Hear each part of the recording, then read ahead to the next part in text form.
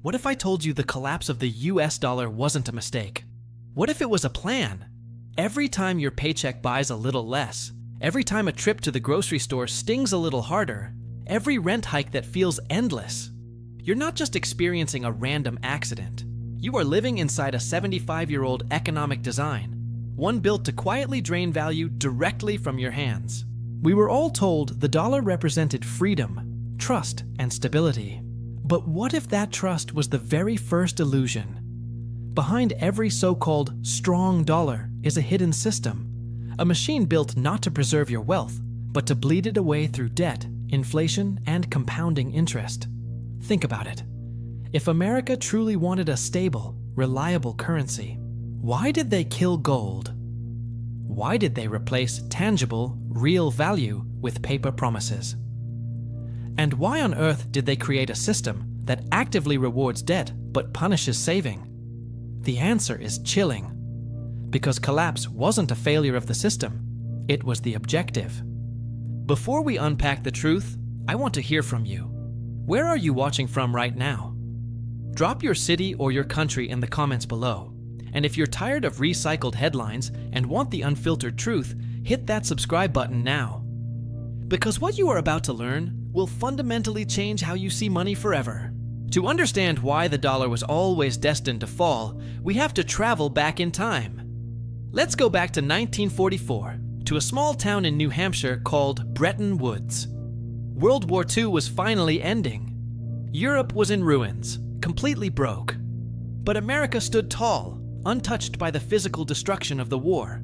So, 44 nations gathered to design a brand new world economy, and the decision they made would shape the next century.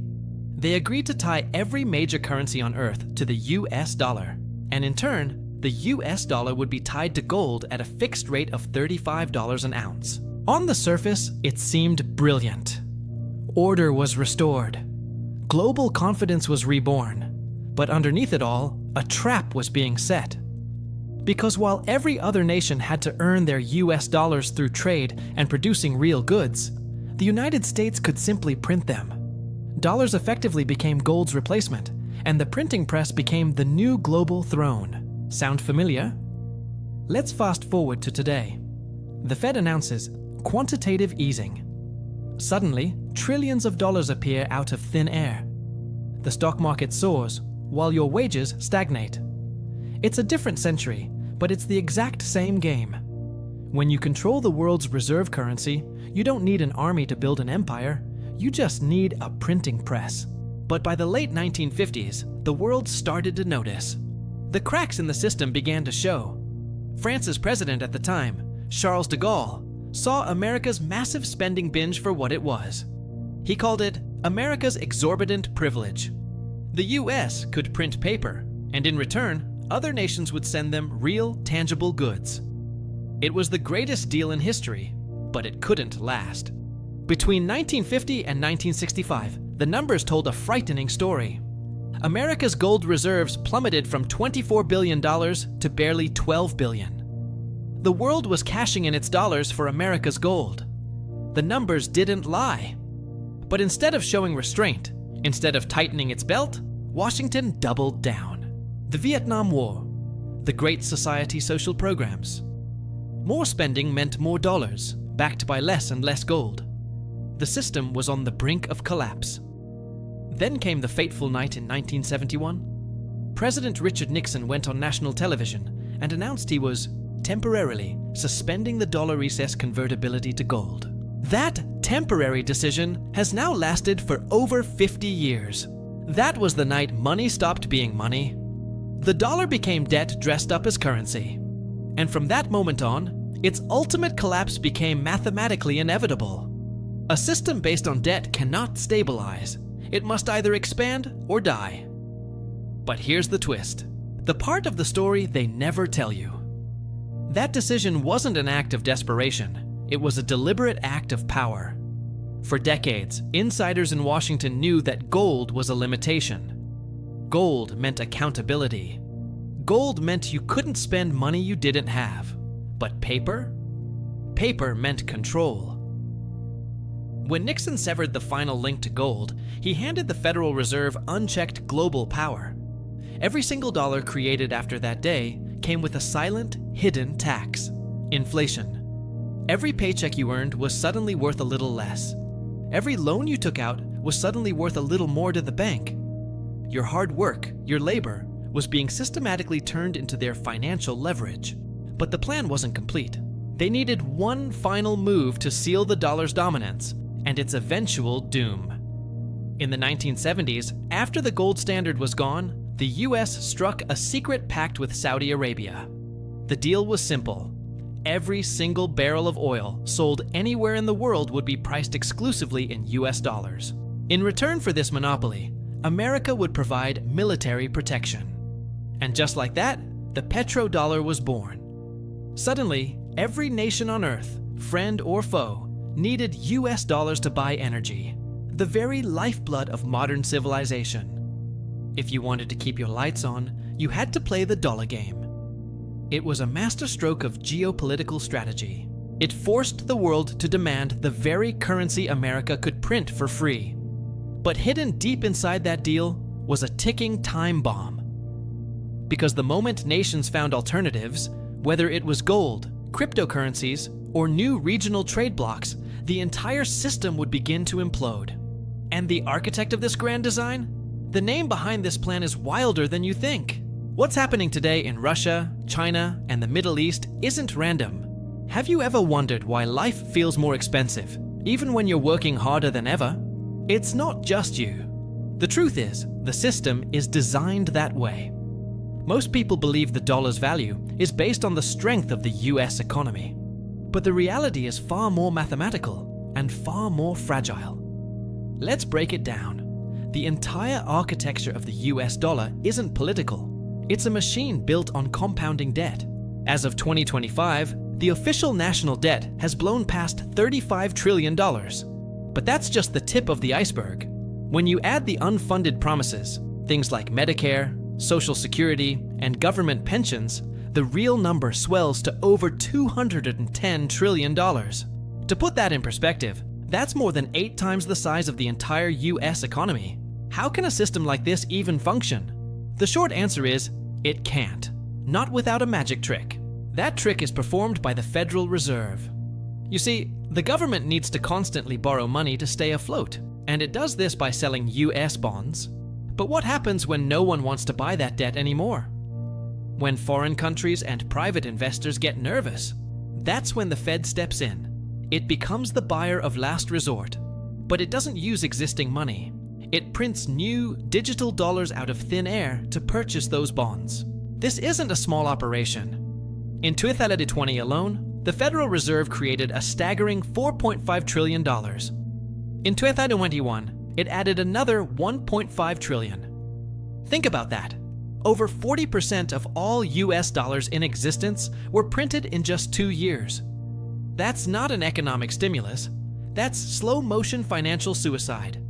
Imagine the dollar is a balloon. Every new dollar of debt printed inflates it a little more. It gets bigger and bigger, stretching thinner and thinner, until one day, pop. The faith that held it all together vanishes. This relentless money printing is the root of the inflation you feel every day at the grocery store and the gas pump. It's a quiet, hidden tax that disproportionately hurts the poor and the middle class. While your savings are being devalued, the government's massive debt is being inflated away. In other words, you work harder, your money buys less, and they owe less. This isn't just a policy mistake. It's the design of the system. Now here's the part that most people miss. Who exactly is the Federal Reserve? Many assume it's a branch of the US government. It's not.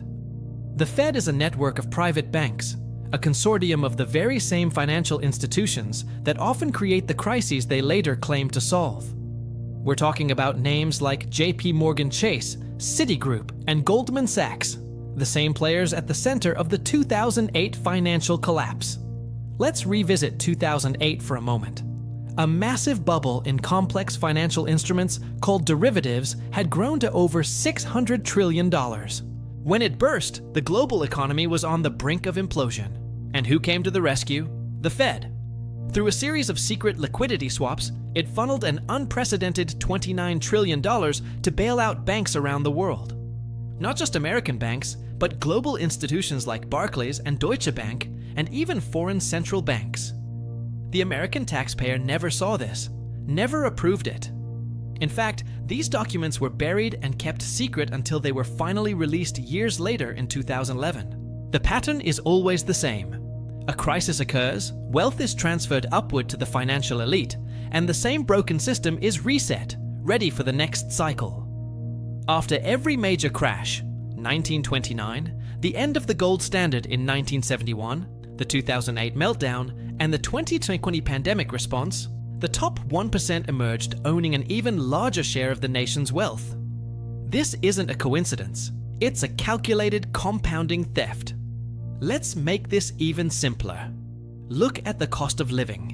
In 1971, the year the US officially severed the dollar's link to gold, the average American home cost about $25,000.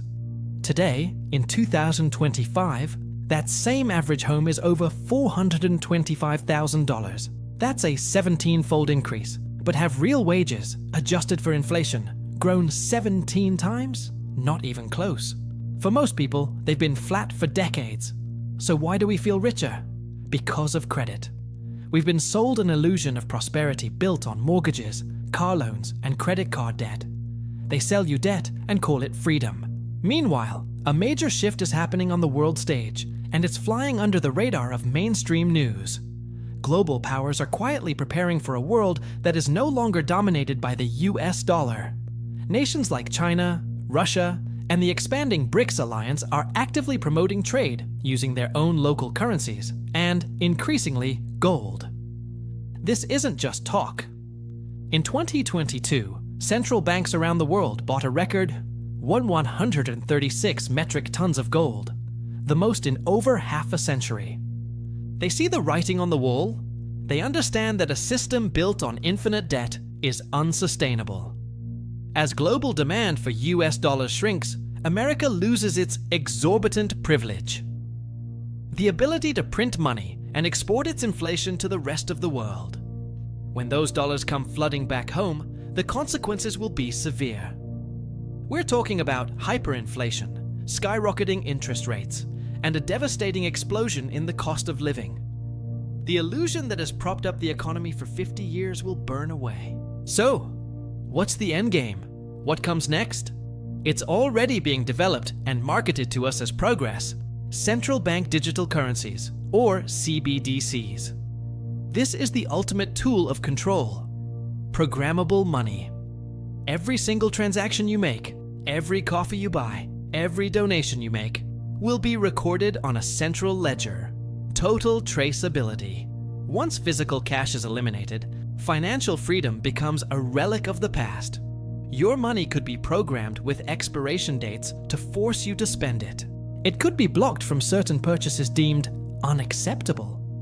Financial control becomes absolute code. Your freedom becomes a matter of permission. The collapse of the old system won't be presented as a failure. It will be sold to the public as a necessary innovation, a great reset to create a more efficient and inclusive financial world. But make no mistake, it is a consolidation of power on an unimaginable scale. Because when the money we know dies, a new form of control is reborn in its place. The dollar won't implode in a single, dramatic day. It will dissolve in plain sight through a process we are already experiencing. Steadily rising costs, a silent sense of despair, and the slow vanishing of our financial options. This system was built from the ground up to systematically transfer real, tangible assets, like land, labor, and energy, from the hands of the many into the hands of the few who have the power to issue fake money. History shows us this is a well-trodden path. Ancient Rome debased its silver currency until it was worthless. The British Empire inflated its pound sterling until it lost its global reserve status. Now, it's America's turn, but this time, the scale is global. The method is digital, and the consequences could be irreversible. But knowledge is power, and awareness is your armor. Once you understand the design of this system, you gain the ability to step outside of it. You can start making choices to protect yourself and your family. This means investing in things that can't be printed or censored. Real assets, valuable skills, and strong local communities. The next collapse won't be televised on cable news. It will be digitized on your phone. So please, share this video. Share it before it's algorithmically buried or disappears from your feed. And I want to hear from you in the comments. Do you think the dollar can survive another decade? Or are we just watching history repeat itself with better suits and faster computers? Subscribe to the channel, because in our next video, we're going to reveal exactly what might replace the dollar when it finally breaks, and what you can do to prepare. Stay alert and stay free. Thanks for watching.